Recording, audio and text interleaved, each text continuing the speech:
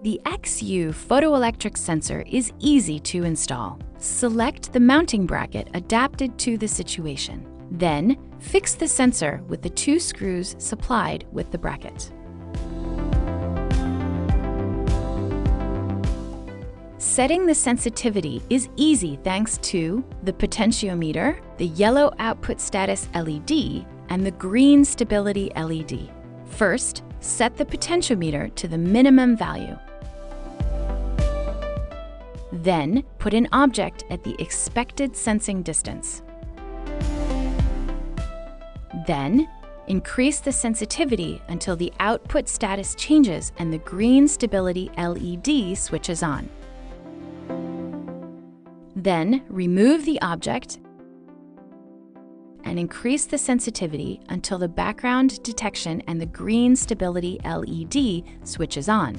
Finally, decrease the sensitivity between the 2 previous settings to enable background suppression.